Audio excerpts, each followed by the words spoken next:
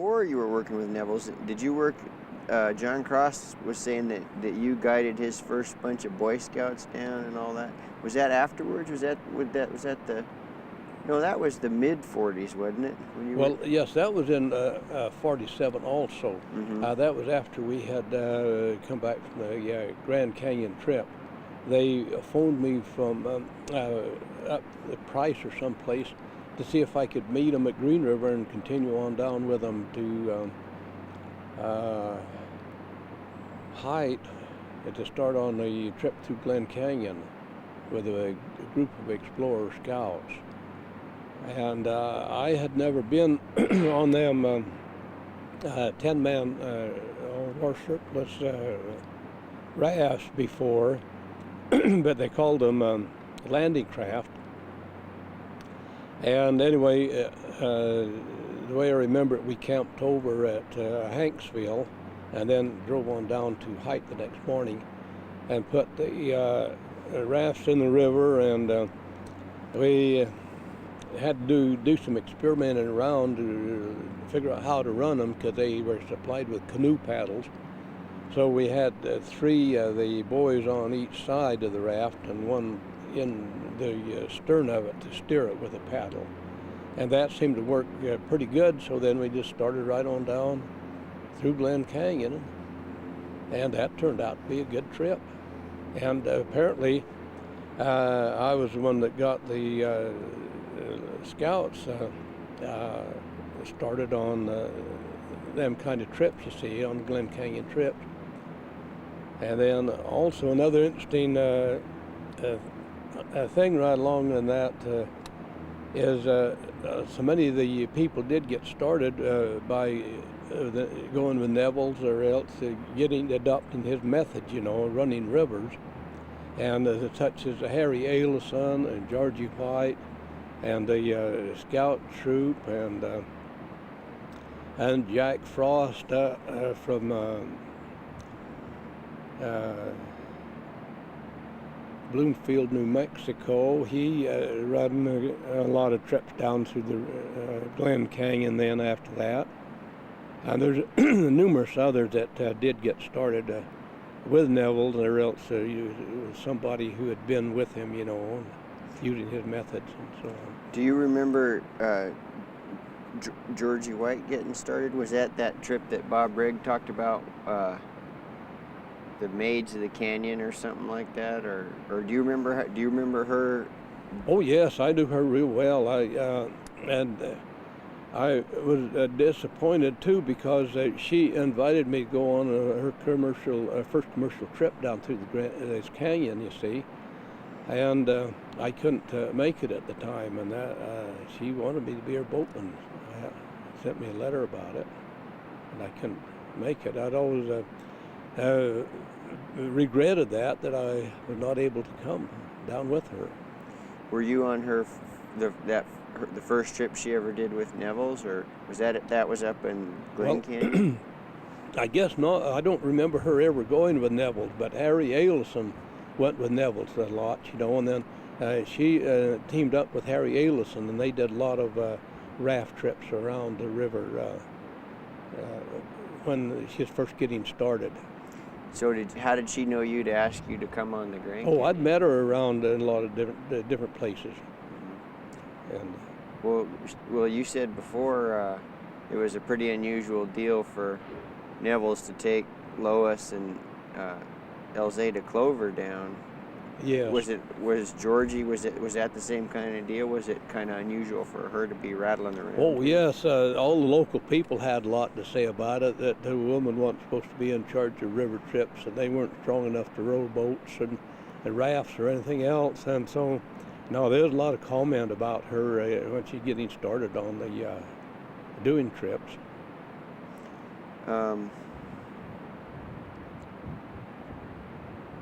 Well, how long did you keep boating in Grand Canyon? When after Nevills was killed, did you keep doing trips with the Rigg brothers and Frank Wright and them? Yes.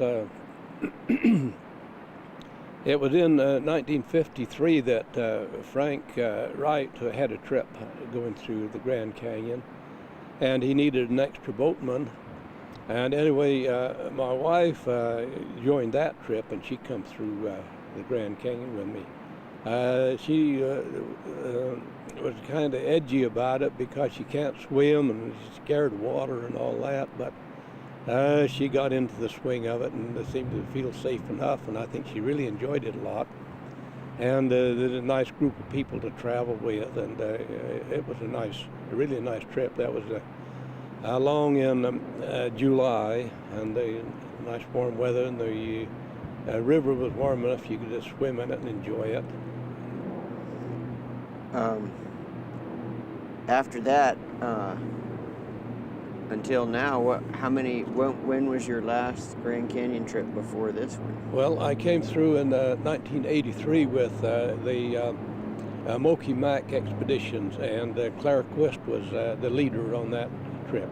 We had 4 rafts that were about 17 feet long, and they each carried 4 passengers.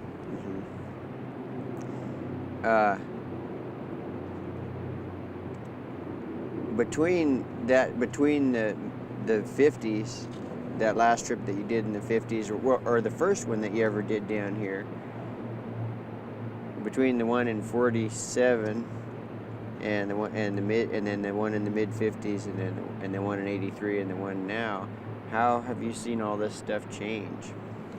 Well, it's hard to remember much detail back to 47 and 53, but the way I remember the trips, they were, the river conditions were similar, and we had big sandy beaches to camp on, lots of beaches, and you camp on them, you walk up and down the beaches, and for a quarter of a mile on some of them, the way I remember it. You'd spread out all over, and a lot of sand underneath the water, the surface of the water, that you walk out on that sand way out into deep water and so on around in the edge. Are you doing okay? Oh, you bet. My voice gets kind of wore out sometimes. Sorry to... Don't hesitate to drink and all that. Sorry to beat you up and stuff. We rolling? So the beaches were bigger. Yes, we really enjoyed camping on the beaches because there was so much sand, and it's so clean, and you wade way out into the deep water, down in the eddies, and swim around. So it was really an enjoyable trip, and I don't notice much difference in the vegetation along the side because I don't remember back that far. Were there any tamarisk trees at all? Do you remember? Oh yes, there's tamarisk trees all along. Even in the 40s and 50s. Yeah. I doubt if there's as many tamarisks then as there are now, probably, but there were in the canyon, all right. I guess there was a lot more wood. Well, yes, when I come down with Claire, why, there was entirely a different river then because there weren't any beaches at all. And we were on, that was a high water year, and we started out from Lee's Ferry on about 30,000 second feet, they said. And then the river increased as we went on down. That must have been first week of May or something like that? No, this was in June. Oh, it was? About the middle of June, I believe. So it came right on up then. You Yes. must have seen it. What was it when you got off the river? Well, I think they said around 60,000. Yeah. So you were right there in the thick of all that. Yes. Yes, when we got down to the takeout point at Diamond Creek, why their picnic area and all that camping area, things like that were underwater, and you see the tops of one or two of the tables there. Yeah, that's 60, 70, that was wild. Did you, when you did those earlier trips, what kind of water flows? Do you remember what kind of levels you Well, you I had? think it was around 40 or 50,000 second feet. In the 50s and in the 40s. Yeah. So 40. that so 30 to 60 wouldn't have been totally unfamiliar. Yes. Well,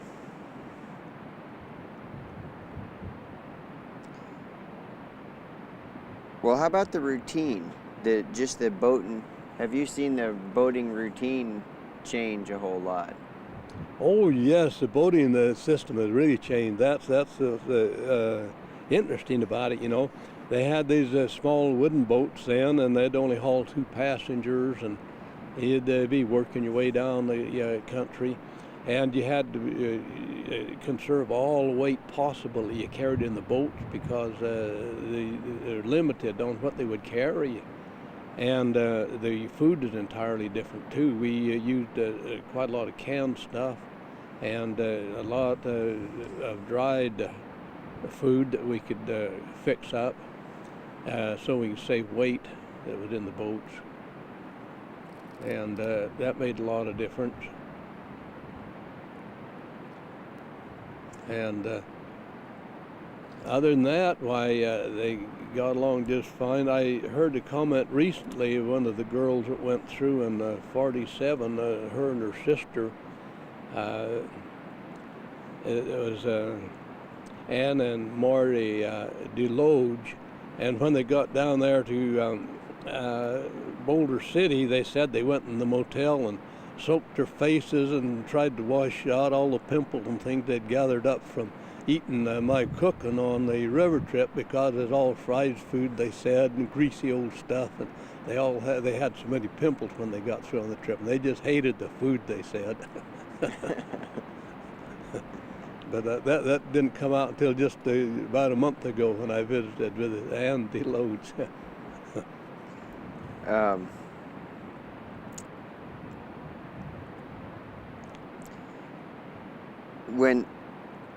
When they built Glen Canyon Dam, what did you think of that dam back there in the mid-50s when they decided they were going to build it, and then when they did build it, what did you think of the dam, and what did you think of the Bureau of Reclamation back then? Well, I just thought that was a foolish mistake that somebody had made, some bureaucrat, and I think that they just committed a crime against the American people by destroying such a beautiful canyon as what Glen Canyon was. And it really is terrible to have to destroy a natural thing like that just to generate some power for the benefit of some of the other people in America. And I think that it should have been researched a whole lot more before they were ever allowed to even consider a dam up there in that canyon. So you were pretty mad at them at the time? Well, yes. What do you think, how's it feel to be on a trip that the Bureau is paying for now? What do you think about this trip? The idea that, just kind of what's going on here, the idea that they're trying to look at this stuff and figure out what they can do. It's interesting, I guess, that they're trying to rectify some of their mistakes they made up above, possibly. And anyway, it's kind of late to do research about what would be happening from the Glen Canyon Dam, possibly. But anyway, it destroyed that Glen Canyon Canyon and also the Grand Canyon. And I don't know how in the hell they can wiggle out of it without finally coming to the conclusion that they might have done better by not building the dam. I don't know. Maybe I'll get fired from this job if you let them know what I just said. I don't know. From the job of coming down here to provide input? Maybe. No, I don't know. That there's a lot of people that, think that way. And then there's some that say, no, it was a really good thing, that you gotta, what is it? You can't make an omelet without breaking some eggs or something like that. I mean, I don't know that I agree with that. But, well, some of my friends call it Lake Foul up there above, and it is kind of dirty, because of overuse and everything. The beaches are all messed up. what was that? What was the Glen Canyon like? What was it?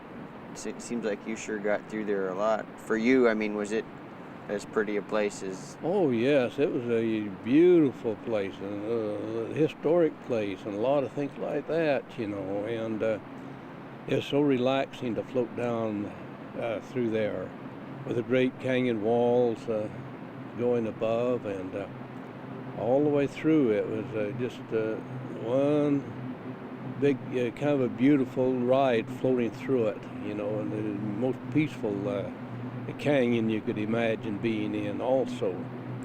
And then on the other hand, if you wanted something a little more exciting, you come down the San Juan River, and it was a much narrower canyon, and the water flowed swiftly all the way down through that, so you got a fast ride in the San Juan River, and it was somewhat like Glen Canyon, but much narrower, and the beautiful canyon walls. And I guess there was a lot of Indians in there. yes, there was a lot of Indian ruins and petroglyphs and that kind of things that were wiped out with the lake water. Do you go to that lake very much now? Oh, yeah, I decided that I wouldn't be any advantage of hating it so bad I had to stay away from it, couldn't stand to look at it, so I enjoy going there. And I have a friend from Carefree, Arizona that used to take me boating up there a lot of times, and we'd boat around for a week on the lake and explore a lot of different places and go up the Escalante arm of it. And there was another tremendously beautiful canyon that was wiped out also, and I'd hike down it several times to the Colorado River and around in like that, and you just feel that something, a real treasure had been lost by flooding it over with lake water, like them different canyons. Usually,